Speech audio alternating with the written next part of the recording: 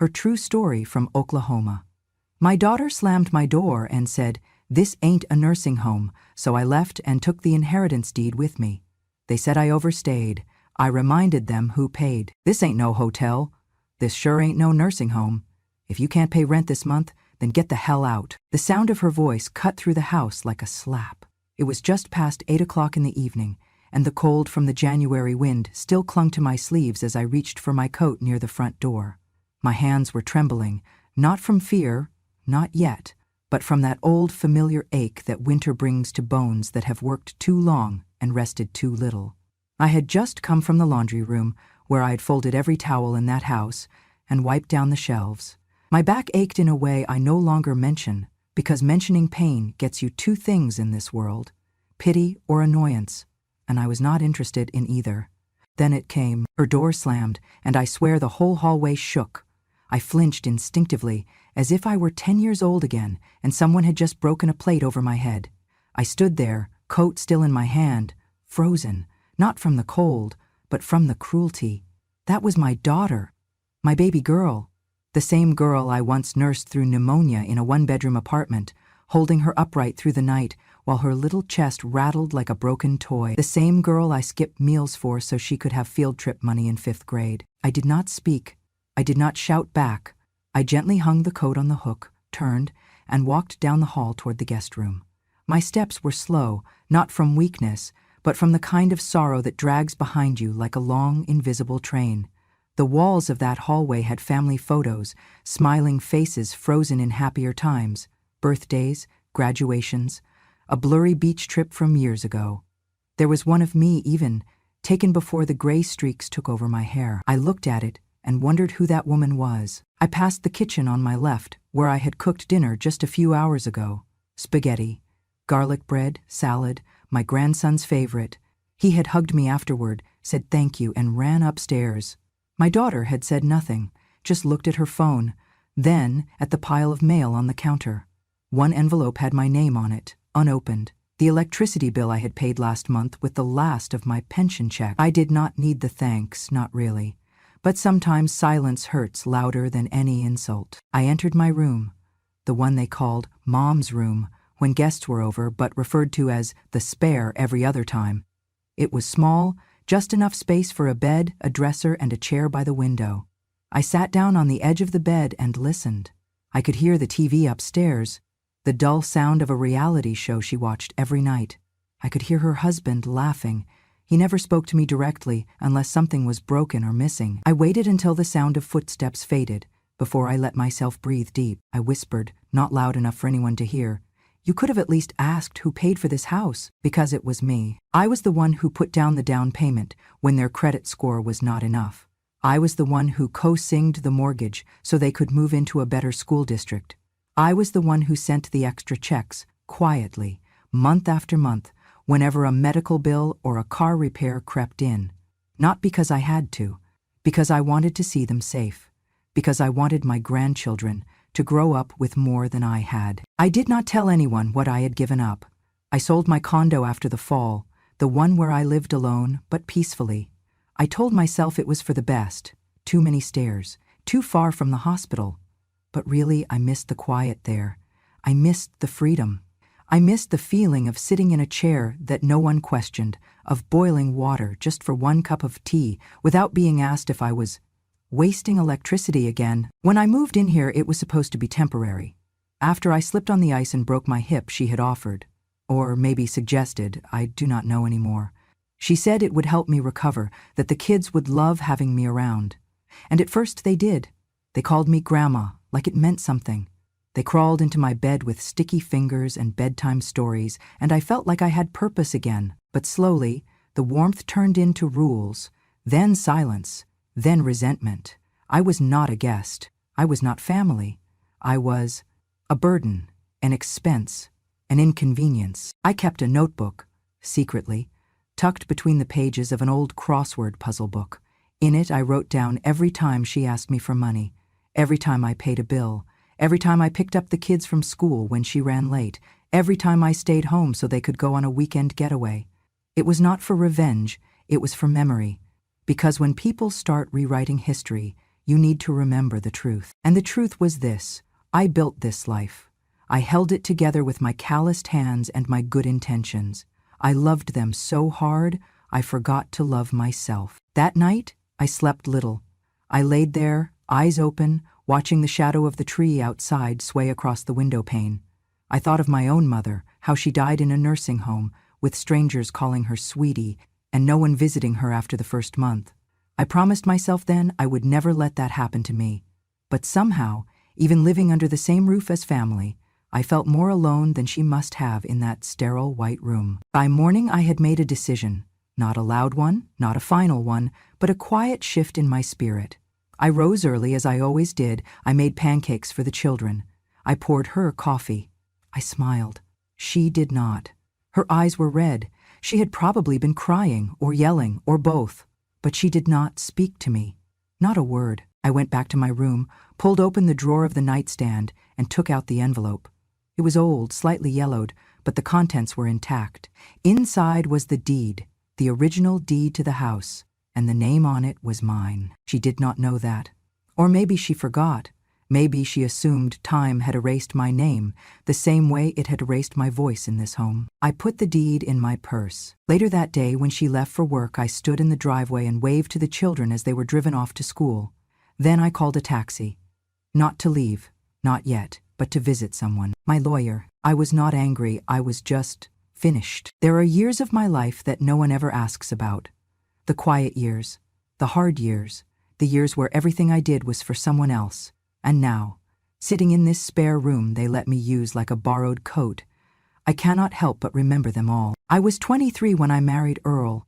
He was already coughing by then, but we thought it was just the weather, or the mill, or maybe bad luck.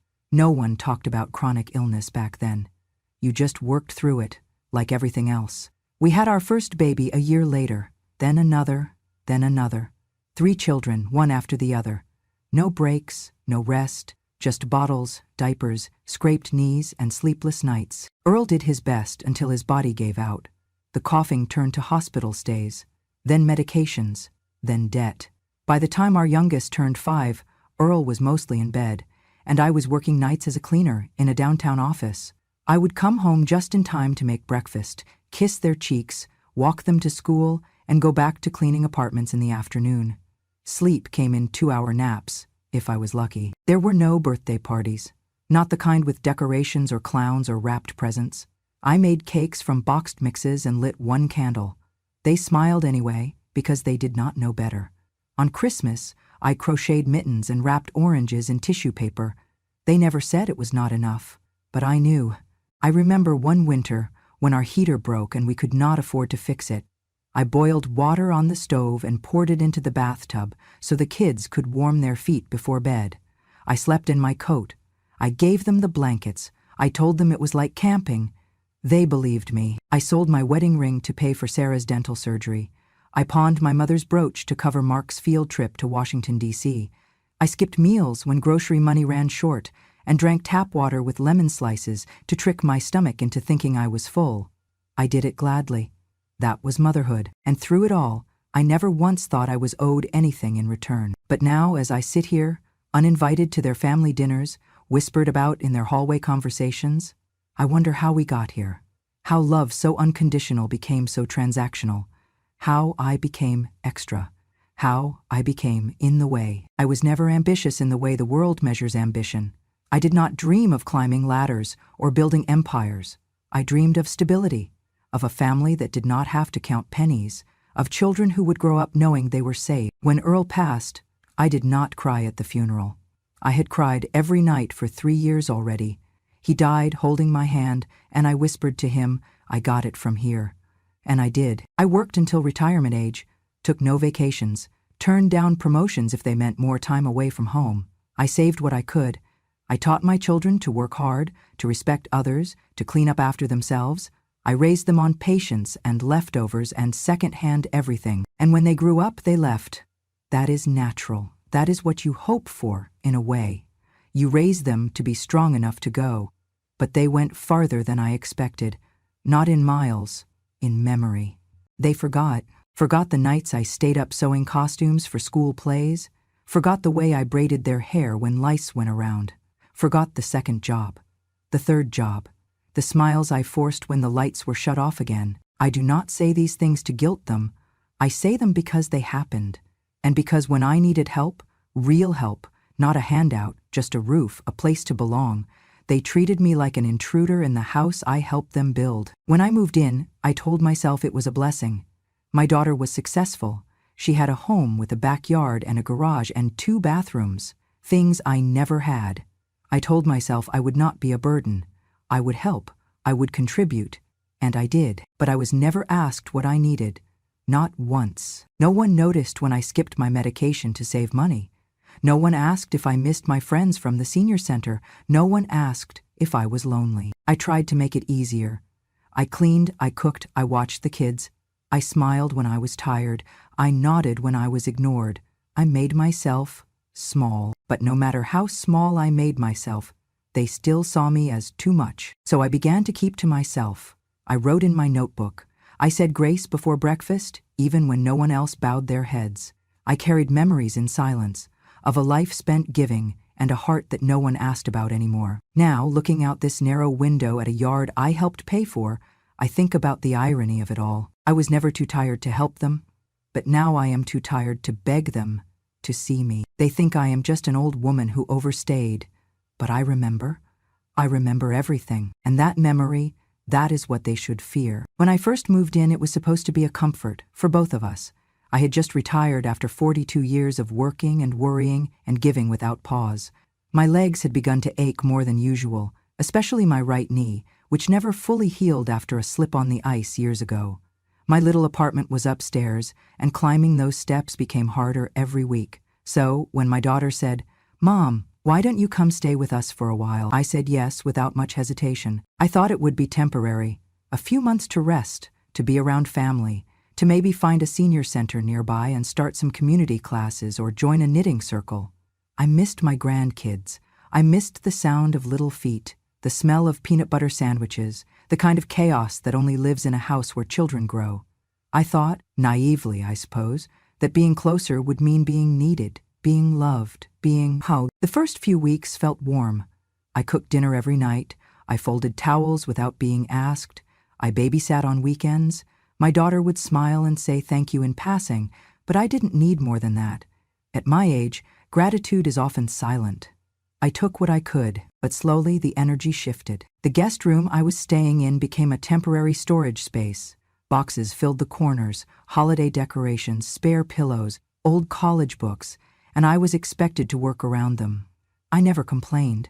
I just folded the blankets neatly every morning and made the bed with hospital corners, a habit I never quite gave up from my caregiving years. One evening, while they were hosting friends for dinner, I overheard her speaking in the kitchen. I was walking past to take out the trash, something I did daily because they forgot most nights. A friend of hers asked, "Where's your mom staying now? That guest room looked cute in your photos." She laughed. "Oh, that's just for Airbnb now. My mom's in the basement temporarily. She's fine. Says it's quieter down there." I stopped mid-step. She didn't know I was in earshot. The basement? That dusty concrete-floored room with a single pull-out couch and a water heater that hissed all night? I had moved my things down there the week before because they said the guest room needed repainting. I told myself it was just a temporary arrangement, but hearing her tell someone else, so casually, that I was a placeholder, a filler between rental bookings, shattered something in me. She had stopped calling me Mom around the house.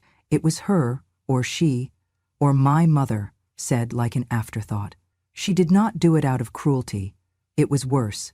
She did it out of habit, like I had become furniture. My grandchildren still hugged me, still ran to me when they scraped their knees, but even they began to absorb the cues. "Grandma, why do you sleep downstairs? Mom says we're not supposed to bother you too much. You're like our nanny, right?" I laughed when they said it. I always laughed, but my throat burned every time. The house became a business more than a home. I started noticing how my daughter and her husband had converted the upstairs bedrooms, each one with matching bedspreads, hotel soaps, guest baskets with little cards that read, "Welcome to your cozy home away from home." I cleaned those rooms when guests left, changed the sheets, scrubbed the bathroom grout, all while staying invisible. Sometimes, when they were out, I would sit on the edge of those beds and stare at the walls, perfectly curated. No family photos, no sign that a woman who raised 3 children and buried a husband lived in the house. I felt like a stranger in a museum, built on memories no one acknowledged. One Sunday morning I made breakfast before church. Pancakes, eggs, sausage, the kind of breakfast that used to mean something. As everyone ate, my daughter scrolled on her phone. "Mom, we've got guests coming tomorrow. Can you make sure the front porch is clean and wash the linens today? Oh, and don't use the upstairs bathroom. I just stocked it for the guests." I nodded. Of course. That was all I said. Later that night, I found myself sitting in the laundry room, holding a damp pillowcase to my face just to muffle the sound of my breathing. Not crying. I had cried too much in my life. Just breathing. Just remembering that somewhere along the way I had stopped being seen. My room downstairs, if you could call it that, had no closet. I hung my clothes on a rolling rack they'd bought at Walmart. My shoes stayed in a bin. I asked once if I could bring my rocking chair from storage, and she replied, "It'll make the space feel cluttered," so I didn't ask again. There was no place for me. Not really. Once, I tried to hang a photo, me and Earl on our 20th anniversary, standing under a tree in the park where he first proposed. My daughter found it 2 days later and took it down. "We're keeping the decor neutral, Mom. Airbnb guests don't like too much personal stuff." I said nothing, but that night I lay awake and realized something I had never wanted to admit. This was not my home. I was not family. I was staff, a silent helper who lived in the basement and cleaned for free. A bonus amenity. A woman who had become so useful, she was now disposable. And still, I stayed. Because where would I go? Retirement homes cost more than I had. My pension barely covered groceries. My friends were scattered or gone. I told myself every day, just 1 more month. Maybe she'll soften, maybe things will get better. But each day, the wall grew higher, her voice sharper, her warmth colder. I had given her everything I had, my energy, my time, my savings, even this house. And now I slept beside a boiler in a cement room. And when I spoke, it was mostly to myself, quiet words, careful thoughts. Because in this house, there was no space for my voice. So I smiled when I was introduced as just Mom. I nodded when I was asked to clean. I lowered my eyes when she dismissed my suggestions. I became what they wanted, a ghost who folded towels. But ghosts remember. Even when no one sees them, dinner used to be sacred. Growing up, we sat around a square table with mismatched chairs, hands folded, mouths quiet, until grace was said. My mother taught me that the table was where respect was shown, where laughter belonged, and where every voice mattered, even the softest ones. But in this house, dinner became something else entirely. It became a production, a schedule, a hierarchy. That night, the table was full. My daughter had invited friends over, another one of their rental management meetups. They talked numbers and guest reviews, strategies for turning more spaces into short-term rentals. The dining table was set with cloth napkins and wine glasses. I had helped prepare the meal, rosemary chicken, roasted vegetables, salad with homemade vinaigrette. I stood behind the kitchen island as they served themselves. No one offered me a plate. No one said, "Sit down, Mom." I waited, unsure. I heard my grandson's small voice cut through the buzz. He was standing by the living room doorway, a paper plate in his hands. "Grandma, why are you eating in here? Don't you want to sit with us?" He was looking at me. Just me.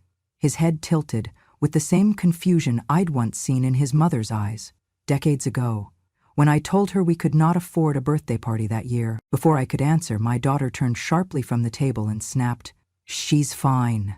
She prefers the living room. Mom always says the TV helps her focus." She said it like a joke. Everyone chuckled. I did not. I sat on the edge of the couch, my plate balanced on my knees, fork scraping quietly as I chewed each bite without tasting it. The TV was on some home renovation show. I stared straight ahead. My grandson didn't laugh. He sat next to me for a minute, then got up when his mother called him back. 10 minutes later, after the guests had left, I was in the kitchen wiping down counters. My daughter walked in, her heels clicking against the tile. "Mom, next time could you just stay in your room during dinner with guests? It's awkward when you linger." I turned slowly. I was helping with dishes. She sighed, poured herself a glass of wine, and said, "Being a mother doesn't entitle you to everything. This is our house now. You need to respect how we run it." I nodded. That was all I did. I nodded, as if she had told me the weather, as if she had not just taken a blade to everything I believed motherhood stood for, as if the very word mother did not deserve the seat at the table that had been mine since she first learned to hold a spoon. Later that night, after the children had gone to bed and the house grew quiet again, I returned to my room, my corner, my box, my assigned place. I did not cry. That phase of grief had passed. Instead, I went to the small dresser where I kept my most important belongings. Beneath a stack of scarves and a tin of lavender balm, I kept an envelope. It had traveled with me across 3 homes. It had yellowed edges and a small crease where I once folded it too quickly, but the signature on it was clear. My signature. On a deed. The house, this house, was still in my name. When they applied for the mortgage years ago, their credit had not been enough. I had offered, quietly, without fanfare, to take the house in my name and let them pay it off month by month. I never took a cent in rent. I just wanted them to have a home, a place to raise my grandchildren. I thought it would be a legacy. I thought it would mean something. But legacy does not mean much when the people inheriting it think you are just another obligation. I unfolded the document carefully. Read each line. It was all still there. My name, the address, the legal jargon that used to intimidate me but now felt like armor. I placed the paper flat on the dresser. My hand rested on it for a long time, not out of greed, not out of vengeance, but because it reminded me that I was not crazy. I was not imagining my worth. I was not just some old woman lingering in a house that did not belong to her. I had paid, not just with money, but with decades. I sat down in the chair by the window and looked out into the backyard. The string lights she had hung around the patio flickered softly. I remembered the first time I saw this yard, the way my granddaughter ran barefoot through the grass, chasing a butterfly. I remembered thinking, this is why I worked all those years, so she can have this. But now, she was being raised to believe I did not belong here, that I was extra, that I was awkward. Thought about the meals I had made, the nights I sat up with a feverish child while their parents were out late, the bills I had covered without being asked. None of that was written on the walls, none of it was hanging in a frame, none of it was honored. I was the woman who gave her name so they could build a home, and now I was the name no one dared speak.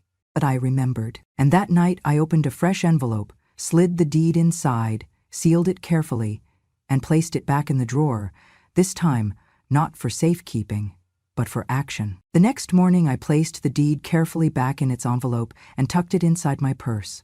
It felt heavier than it used to, not in weight, but in meaning. That paper was no longer just a formality. It was a lifeline, a reminder, a quiet promise to myself that I had not imagined the years, the sacrifices, or the role I once played in this family. I waited until the house was empty. My daughter had left for work, her husband too, the children were at school. The silence was thick, broken only by the hum of the refrigerator and the distant bark of a neighbor's dog. I stood in the kitchen for a moment, letting the stillness settle around me like a shawl. Then I picked up the phone and called my lawyer. He was an old friend, someone I had met through church decades ago, the kind of man who remembered birthdays and always offered you tea before getting down to business. When I explained what I needed, there was a pause on the other end of the line. "Are you sure you want to do this, Ruth?" he asked gently. "You know it'll cause waves." "I'm not trying to hurt anyone," I said. "I'm just reclaiming what I built." And I meant it. I was not acting out of spite. I had no interest in revenge, but I had spent enough years watching my name be erased from the life I had paid for. It was time to write it back in, firmly, clearly, legally. We scheduled the appointment for the following Thursday. I took the bus to his office on Main Street, carrying the envelope close to my chest. He welcomed me with a warm smile and chamomile tea. We sat at the same table where Earl and I once drafted our will. That felt like lifetimes ago. "I'd like to transfer the deed," I told him, "not to my daughter, to my son, my youngest." He raised an eyebrow but said nothing, just pulled out the necessary forms. My son David lived in Kansas. He was the only one of my children who still called me every Sunday. He never asked for money, never judged. He mailed me birthday cards with thoughtful messages, not just signatures. Last year he sent me a tin of lemon cookies with a note that read, "For all the sweet you gave me when the world wasn't kind." He had offered more than once to have me move in with him, but I always said no. I did not want to be a burden. I did not want to leave my grandkids. But now I saw things differently. Being near does not always mean being close. I signed the forms with a steady hand. The pen glided across the paper like it had been waiting its whole life to do this. My lawyer notarized everything, made copies, and said he would file them with the county office by the end of the day. "It'll take a few days for the records to update," he said, "but once it's done, your son will be the legal owner." I nodded. "Thank you." I left his office lighter, not because I had given something away, but because I had finally made a choice. For myself. For someone who deserved it. That evening, back at the house, my daughter walked in complaining about a guest's broken lamp and a bad review on Airbnb. I listened, I nodded, I even reheated dinner for the kids while she vented. But inside, something had shifted. A quiet strength had settled into my spine. I knew something she did not. I carried a truth she had ignored for years. I still mattered. Over the next few days, I went about my routines. I picked up groceries, I ironed shirts, I read bedtime stories, but I also began gathering my things, slowly, quietly. The photo albums, my knitting bag, the small jewelry box Earl had given me when we had nothing but love. I packed them into a suitcase I had not used since his funeral. Then, one morning, the call came. My lawyer confirmed that the deed had officially transferred. David was now the legal owner of the house. I sat on the edge of my bed, holding the phone to my ear, and closed my eyes. I felt no triumph, just peace, a sense of finally being seen, if only by the universe. David called me that night. He did not ask why I did it. He just said, "Thank you, Mom. You didn't have to." "I did," I said softly. "I needed to." We spoke for an hour. We talked about the past, about Earl, about the garden I once had in Tulsa. He told me his youngest was learning to play piano, and I smiled imagining little fingers tapping out "Twinkle, Twinkle." It was the longest I had spoken to someone without feeling like I was interrupting their life. The next day, my daughter noticed the missing envelope from the drawer. "Mom, where's that property stuff you kept in here?" she asked while rummaging. "I sent it where it needed to go," I replied, folding laundry. She stared at me. "What does that mean?" "It means I've made arrangements." She blinked. "What kind of arrangements?" I looked her in the eye for the first time in weeks. "Legal ones." Her mouth opened, but nothing came out. I turned back to the laundry, and for once, she had no words. It started with a scream. Not from pain, but from panic. The kind that comes when power slips from someone's fingers before they even realize they were holding it. I was in the kitchen, slicing apples for the kids' afternoon snack, when I heard the front door slam and my daughter's heels stomp through the hallway. Her voice echoed off the walls. "Where is it? Where is the deed?" She tore through the drawer in the living room, flinging open cabinets, yanking papers from folders I had neatly stacked. Her husband stood frozen by the stairs, holding his phone in one hand and confusion on his face. I set the knife down carefully, wiped my hands on the towel, and turned to face her. "What are you looking for?" I asked. She whirled around. Her face was red, hair wild from rushing. She held up an empty manila folder like it was a weapon. "The property deed, Mom. The one you kept in your drawer. Where is it?" I met her eyes, calm and unmoving. "It's no longer here." Her breath caught. "What the hell does that mean?" "It means I've transferred ownership." Silence. Then a laugh. Sharp, hysterical, laced with disbelief. "You're kidding. That's a joke, right? You think you can just, give it away?" "I didn't give it away. I assigned it to the rightful person." "Rightful? Are you serious? This is my house. I live here. My kids live here." I nodded. "And I lived here too, until you started treating me like a squatter." She took a step forward. "You had no right. None. This isn't just yours." "It was," I said evenly. "It still is. Or rather, now it belongs to David." Her face drained of color. "You put it in David's name?" "Yeah." Her hands balled into fists. "You've lost your mind. You're senile. This is elder abuse, reverse elder abuse, or whatever it's called. You can't just do that." "I can," I said. And I did. She stormed toward the hallway, grabbing her phone. "I'm calling the police." I didn't flinch. "Go ahead." She stared at me, like waiting for me to blink, to back down, to apologize, but I didn't. I simply stood there, next to a bowl of sliced apples, in the kitchen I had cleaned 1,000 times, in the house I had paid for, in the silence I had grown far too comfortable with. The police arrived 20 minutes later. 2 officers, a young man and a woman with tired eyes. My daughter met them at the door, flustered and frantic, waving papers and recounting a version of the story that painted her as the unsuspecting victim of her mother's betrayal. She transferred the house without telling me. She gave it to my brother. This is fraud, this is theft. The officers listened, took notes, and then asked to speak to me. We sat in the living room. I handed them the legal documents, the notarized forms, the deed, my lawyer's contact information. The woman officer scanned the pages and asked gently, "Ma'am, just to confirm, this house was in your name originally?" "Yes." "And you chose to transfer ownership to your son?" "Yes." "Were you pressured to do so in any way?" "No." She nodded, turned to my daughter. "I'm sorry, ma'am, but your mother is of sound mind and she acted within her legal rights. Unless there's a written will or legal agreement naming you as the heir or co-owner, there's nothing we can do. She had every right to transfer the property as she saw fit." My daughter's mouth opened and closed. She looked like she might faint. "But I live here," the officer gave a sympathetic shrug. "That's a civil matter now. You'll need to work it out with the new owner, David." He had already called earlier that morning. I hadn't told him I expected a storm, but he knew, and he was ready. "He's going to be furious," he said. "She already is," I replied. Now, as she paced the floor, tears brimming, she turned to me and shouted, "You betrayed me." I didn't shout back. I didn't even blink. I said the words I had rehearsed silently for months. "No, you betrayed me.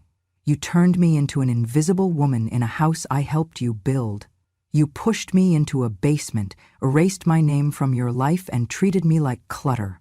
I did not do this out of spite. I did it because you forgot who I was.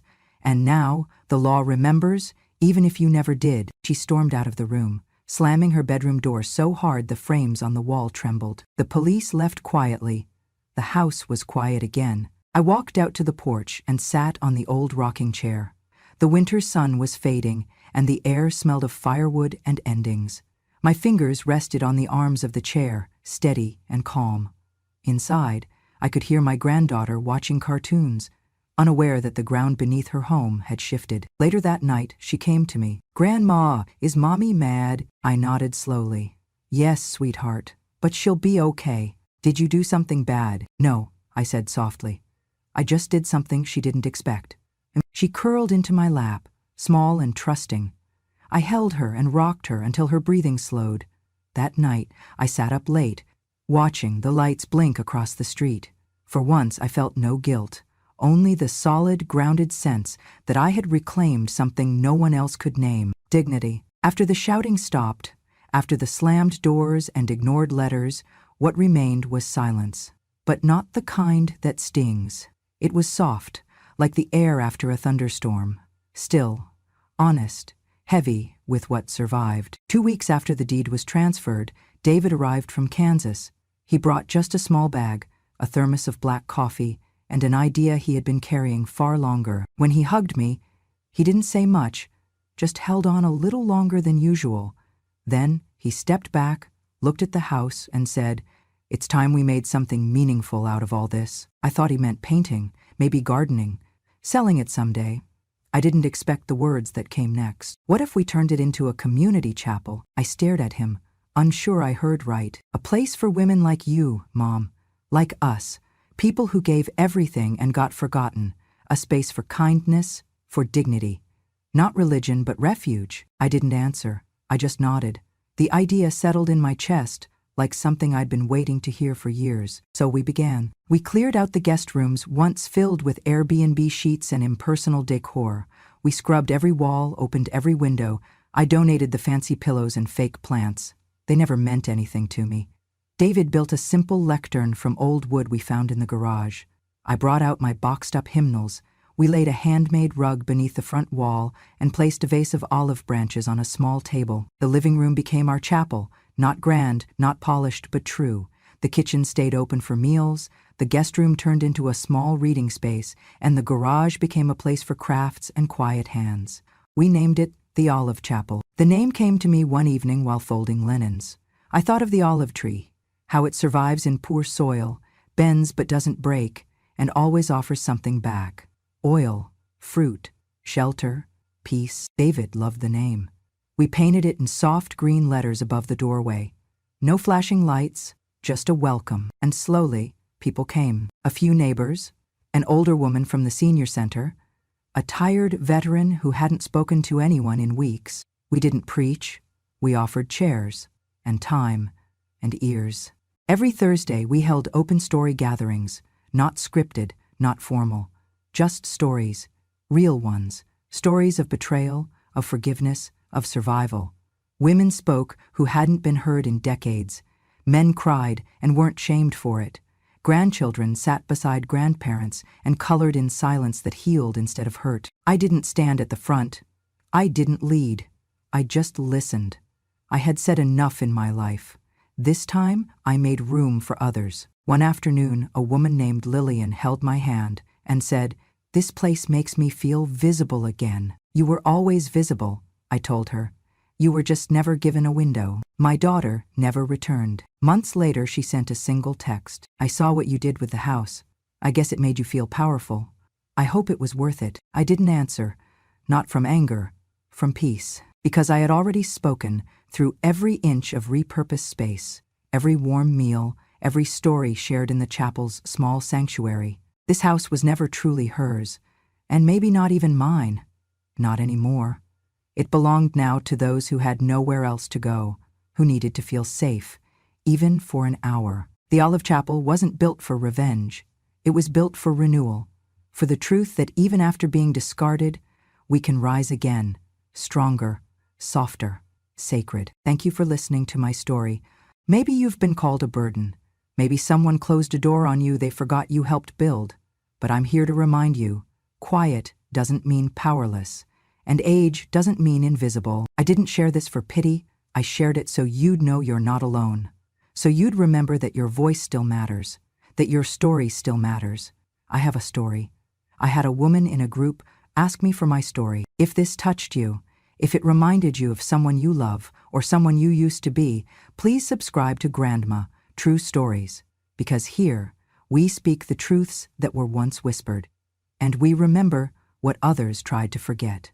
Until next time, stay kind, stay strong, and never let anyone tell you your time has passed.